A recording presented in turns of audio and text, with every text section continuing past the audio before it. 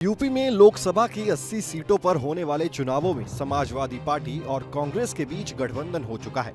राज्य की 17 सीटों पर कांग्रेस अपने प्रत्याशी उतारेगी, वहीं बाकी 63 सीटें समाजवादी पार्टी के खाते में हैं। अब इन सीटों को सपा चाहे तो किसी अन्य क्षेत्रीय दल को दे या फिर खुद अपने प्रत्याशी उतारे।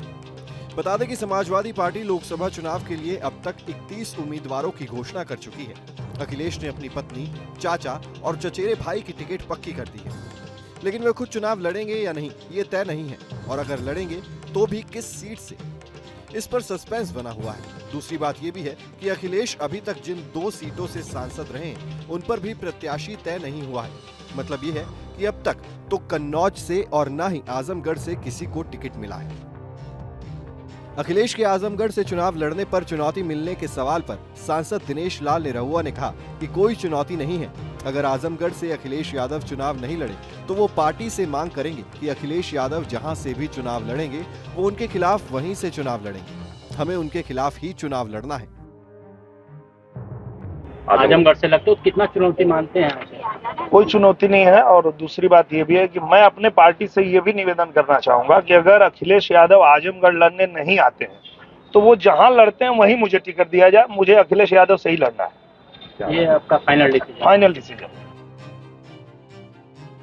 दिनेश लाल यादव ने कहा कि आजमगढ़ जिले में 1 साल में जितना काम हुआ है और प्रधानमंत्री नरेंद्र मोदी के पिछले 10 वर्षों के कार्यकाल में जितना कार्य हुआ है, उसको देखते हुए जो हमारा आजमगढ़ है वो ये तय कर चुका है कि वो अब बीजेपी सरकार के साथ ही रहने वाला है।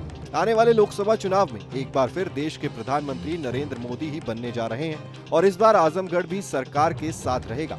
बता दें कि सपा की तरफ से अभी तक जारी हुई लिस्ट में मुलायम परिवार से 3 सदस्य चुनावी मैदान में हैं। अखिलेश यादव के चाचा शिवपाल यादव को बदायूं से टिकट मिला है। पहले धर्मेंद्र यादव को इस सीट से उम्मीदवार बनाया गया था, लेकिन उनका टिकट कट गया। धर्मेंद्र यादव रिश्ते में अखिलेश यादव के चचेरे भाई लगते हैं। अखिलेश के एक और चचेरे भाई अक्षय यादव फिर से फिरोजाबाद से चुनाव लड़ेंगे।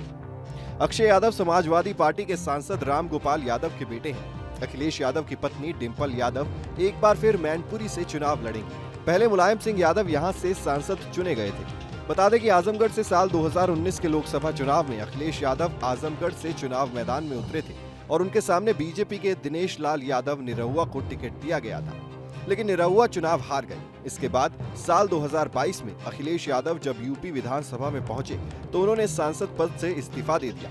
इसके बाद यहां उपचुनाव हुए। बीजेपी ने इस बार भी निरहुआ को ही टिकट दिया और सपा ने अखिलेश द्वारा खाली की गई सीट से धर्मेंद्र यादव को मैदान में उतारा, लेकिन धर्मेंद्र चुनाव हार गए। इस हार से सपा के खाते से एक सुरक्षित सीट भी निकल गई। राजनीति के जानकारों की माने तो इस बार पार्टी नहीं चाहती कि आजमगढ़ से कोई भी कमजोर प्रत्याशी उतरे। Team news nation digital.